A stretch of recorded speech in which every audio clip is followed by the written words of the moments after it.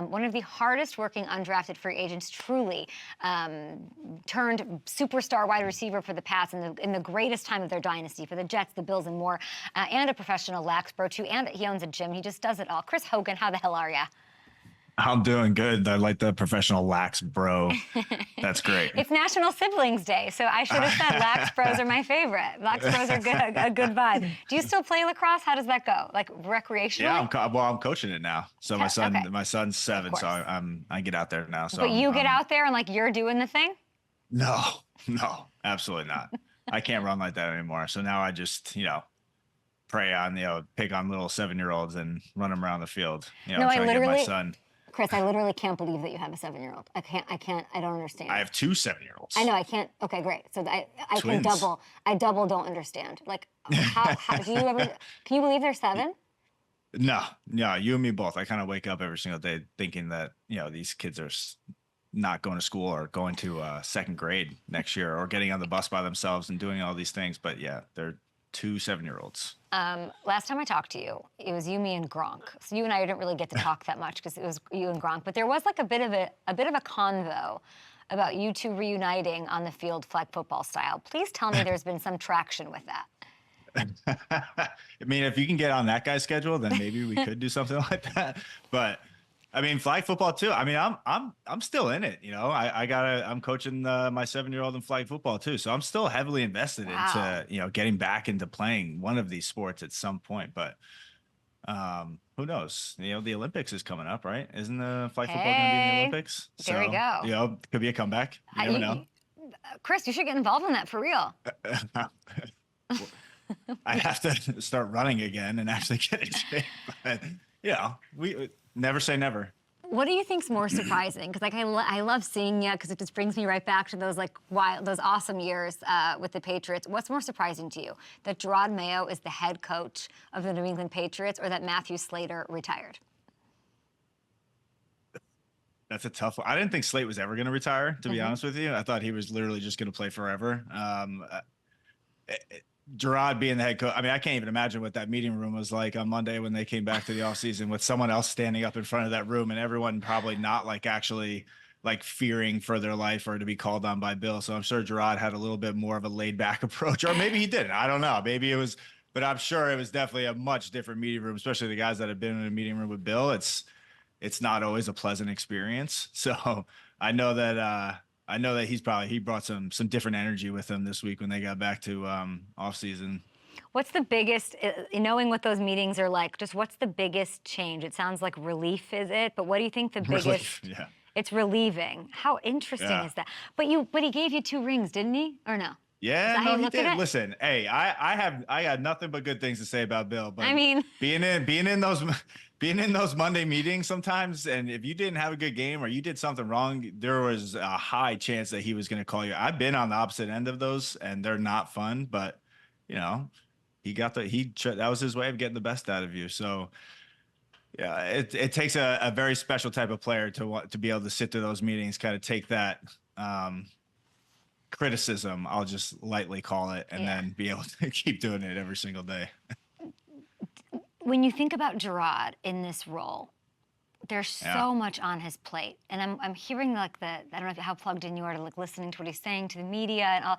I don't even know how you attack that, because of course part of you is you can say what you want, you, Gronk, all of you. It's in your head, the training of him, the holding back, the way, the mentality. Gronk comes on my show. Gronk's all over, you know that. He still has moments, and he admits to them, where he's like, oh, I had a Belichick, don't give it all there. It's sort of ingrained in you. So if you're Jerod Mayo, how do you even attack the hole filled by Bill Belichick? I still talk like that. I feel like I need to hold everything back. Wow.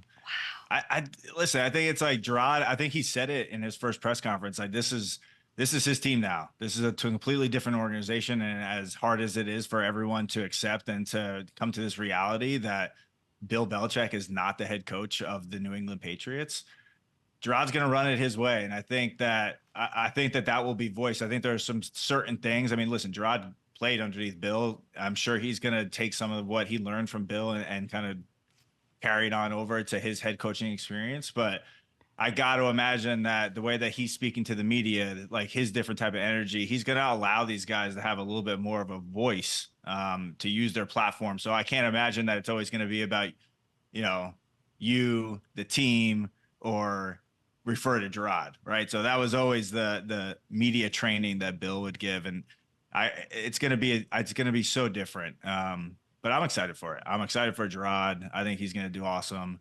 You know, listen, he's got a tall task in front of him, you know, and a number 3 draft pick that everyone is at, you know, on the, you know, just at the edge of their seat waiting to see what they do. But to be honest with you, I hope they just give him the time. I really do. I hope they give him the time to kind of grow this. You're a 2-time Super Bowl champion. You know Jerod Mayo. You knew Belichick. You know the quarterback situation. Like, what is realistic? What are realistic expectations? And like, what kind of time you talking here?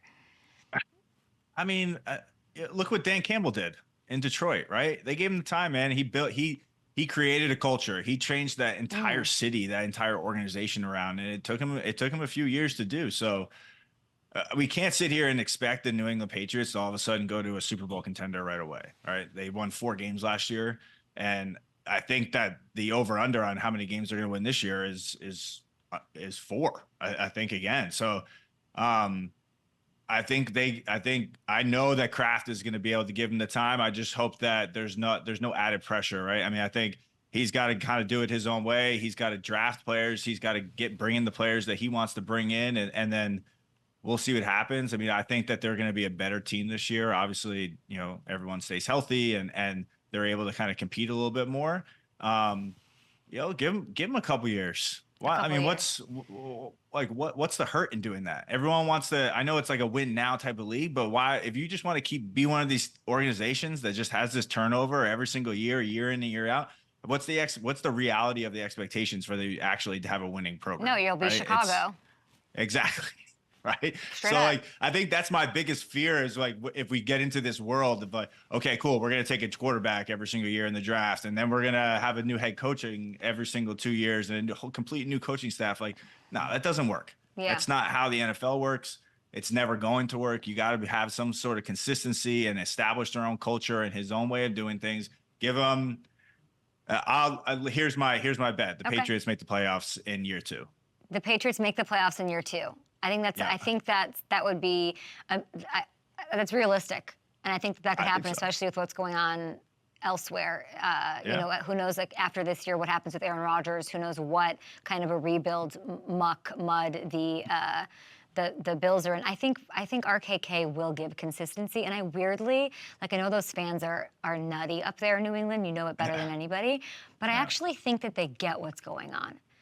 A Patriots fan is very smart, truly. Like I don't think that there's grandiose expectations, or I think that I really do. It's not, even in Chicago, they're like, I think New England knows what's going on in this world, and that's sort of up front. I'm looking at FanDuel Sportsbook right now, 5.5 games over under. Yeah, I'm over. I think they're going to win more than 5 games this year. Listen, they were close to winning more than 5 games last year, but they just had a couple of bad fourth quarter drives, turn the ball over. And I mean, we could have been looking at a 7. I mean, I'm not going to say they went to the playoffs last year, but I mean, they could have easily won 7, maybe 8 games, and could have maybe been a little bit more consideration at the end of the season. But that's, you know, it's football. It's not the way things happen. So if they don't win, I'd be very surprised if they didn't win over 5 games this year. I think Jerod's going to do a really good job. I think these guys are excited. You keep saying that. Why? You know him. Like you said earlier, he's going to be awesome. He's going to do like, what is? I'm just such a big fan. Like, listen, and we brought in one of our own, right? We a guy that's played, a guy that had success, a guy that won championships, a guy that knows how to like get this done. It could go both ways, right? He could be and this could be a complete flop, and he could not know how to coach, but he has. Listen, he's got a ton of upside. He's got to learn how to be a head coach and manage a football game and do all of these different sort of things. But he's surrounding himself with, you know, he brought Elliott Wolf, Alex Van Pelt. He brought in all these guys to kind of help him do all these different things, right? So he's not just going to put it on himself. Yeah. Right. And I don't think anyone expects that. I don't think RKK expects that. And to your point, I don't think the Patriots fans expect it to put it all on Jerod. So Listen, I'm excited about it. Yeah, Regardless I am of what too. everyone else thinks, I yeah. think he's going to be a hell of a head coach. I mean, I agree. I long before it was announced, I was like, they should look into. There was like weird, like somebody was trying to somebody up there in Foxborough was trying to like say something about Jerod Mayo. I was like, are you guys joking? He's the most beloved person, and they shouldn't be looking anywhere else if they're looking for a head coach. It should be internally and give Jerod Mayo the shot here. That said, what should they do at 3? Quarterback. Unless a Herschel Walker type trade comes to their, someone calls, wow. right? And this is like a once in a lifetime opportunity for them to turn down and, get some sort of generational type players plus like 10 first round draft picks, right? For the next, couple of years for them to rebuild. I don't see how you can't draft a quarterback. It's like it's our biggest, obviously, over our head looming need for our offense is to have someone be a quarterback. Is Jacoby Brissett the answer? I love Jacoby. Yeah. I played with Jacoby. I think he's a great player. I don't think that he's necessarily the answer for the future of the organization. So who is? Is it Jaden? Is it May? And I'm not even saying what you think. Knowing Mayo, who's at these pro days, who are they taking? I'm Jaden. Listen, I do a podcast with Chris Price of the Boston Globe. Woohoo! He was down there at LSU's pro day. I think they had like 10 or 11 Patriot scouts down there. You're not sending that many people down to a pro day unless you're taking this kid with a 3rd overall draft pick. So kid's got an unbelievable talent. He's a great athlete. I think that's kind of the spark that this team is going to want. Van Pelt has worked with guys like this before, guys that can move around in the pocket. I mean, kid's got a good arm. But again, my feeling on quarterbacks is, we're not really going to know until August, right? I mean, this kid can do all the things in college and he can make all the throws at his pro day, but how good is he actually going to be in the NFL? Time will tell. Okay, well, we had him, and he did respond to this. I think we have this tweet before you go. I want to show you that he did respond. Jaden Daniels did his account responding to, him meeting with the command or whatever. He's looking forward to his upcoming visits, talking about him going to New England, which is interesting that he, wanting to play New England over Washington. We'll see if that happens. I had Ladd McConkey on the show the other day. Okay. I met him in studio. He was an absolute gem. I've heard his name. He's had multiple visits with the Patriots as well, and they're talking about fits. I just got to ask you, is Ladd McConkey just the most Patriots wide receiver name you've ever heard? So typical. What, because of his name or? I'm just asking. What do you think about that? Is he a fit?